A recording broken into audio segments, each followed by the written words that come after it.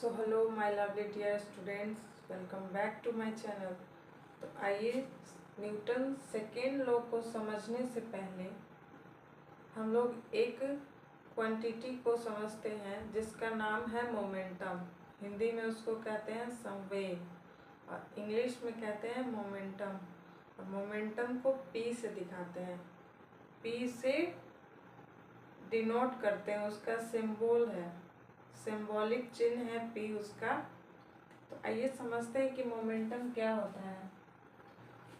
Momentum जो है amount of motion को डिफाइन करता है कि किसी भी ऑब्जेक्ट का मोशन कितना है, ये मोमेंटम बताता है।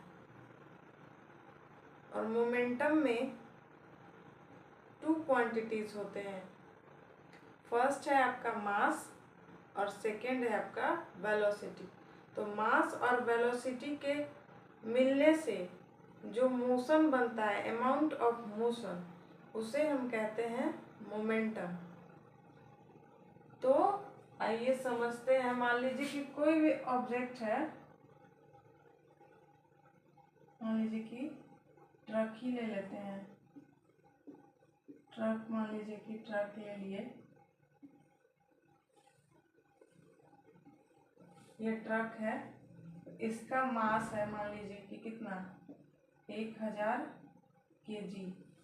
इसका जो मास है वो 1000 kg है और इसका वेलोसिटी है 80 मीटर पर सेकेंड।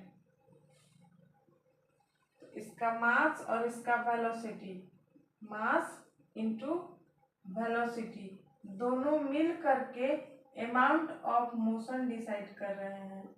अमाउंट ऑफ मोशन, वही क्या कहलाता है, momentum. Momentum is amount of motion contained in a body. It is also defined as the product of mass and velocity of the object. ये मास हो गया, ये वेलोसिटी हो गया। इसका ऐसा यूनिट हो जाएगा, मास का जो होता है वो केजी होता है, केजी में मेजर करते हैं सीजीएस सिस्टम में, और इसका हो जाएगा वेलोसिटी का मीटर पर second.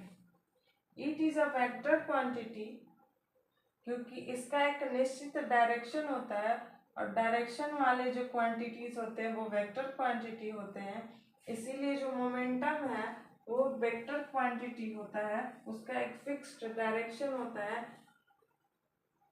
Its direction along the velocity, इसका जो डायरेक्शन है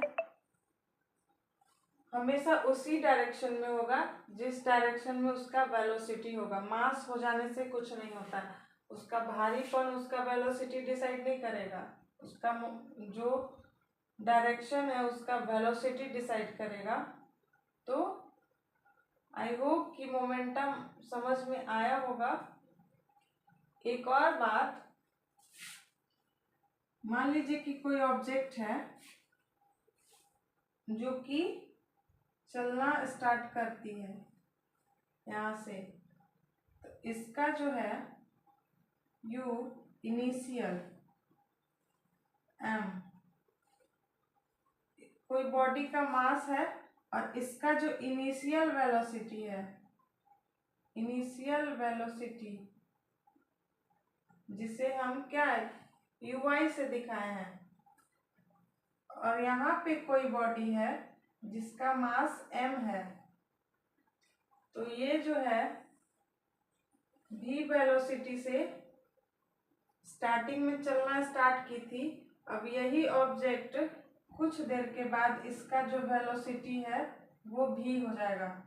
यहाँ से चलना स्टार्ट की थी, यहाँ रेस्ट पे थी, रेस्ट से यहाँ से चलना स्टार्ट की थी तो यू आई था, लेकिन कुछ समय के बाद जब यहाँ से यहाँ पहुंची तो इसका हो गया वेलोसिटी v, तो इसका हो जाएगा वी एफ, इसको जिसको हम लोग बोलेंगे फाइनल वेलोसिटी, फाइनल वेलोसिटी। तो यहाँ पे दो टर्म आएंगे, एम यू आई और एम भी आई। तो यहाँ पर देखिए मोमेंटम को P से दिखाते हैं, तो यहाँ पे चेंज इन मोमेंटम हो जाएगा। चेंज इन मोमेंटम इसलिए कहेंगे कि मास और वेलोसिटी के मिलने से जो अमाउंट मोशन का जो डिसाइड हो रहा है वही क्या है, मोमेंटम है। कोई भी ऑब्जेक्ट अगर चलेगा, मूव करेगा, तो उसका कुछ ना कुछ क्या होगा, मास होगा। बिना मास के कोई भी ऑब्जेक्ट नहीं रह सकता है, नहीं रह सकता क्या, उसका कोई अस्तित्व ही नहीं है। तो उसका इनिशियल वेलोसिटी होगा m/u(i) और m/v(i). तो यही दोनों से क्या निकलेगा, change in momentum. Delta p क्या हो जाएगा, change in momentum. Change in momentum is equals to क्या हो जाएगा, जैसे हम लोग चेंज इन वेलोसिटी निकालते थे, डिट्टो एक्सेलरेशन जैसा ही रिलेशन है चेंज इन मोमेंटम और चेंज इन वेलोसिटी, उसी टाइप से है। मान लीजिए कि चेंज इन मोमेंटम जो है मास के साथ है प्रोडक्ट में, और चेंज इन वेलोसिटी में सिर्फ वेलोसिटी होता था। तो चेंज इन मोमेंटम क्या हो जाएगा, m/v(f) माइनस m/u(i). तो यहाँ पे देखिए m कॉमन ले लेंगे तो m हो जाएगा v(f) माइनस u(i). तो p इज इक्वल्स टू आ गया, delta p is equals to m into v minus u लिख सकते हैं। कुछ टाइम, मान लीजिए कि कुछ टाइम लगा होगा, तो अभी टाइम को नहीं लेते हैं, इसको समझिए। तो डेल्टा पी जब बोलेंगे तो यहाँ पे क्या हो जाएगा, मास के रिस्पेक्ट में final velocity minus initial velocity, इसी को क्या कहते हैं, delta P, change in momentum. I hope momentum का ये कॉन्सेप्ट समझ में आया होगा। मेरे वीडियो से जुड़िए चैनल से, मेरे चैनल को सब्सक्राइब कीजिए, लाइक कीजिए। Thanks for watching this video.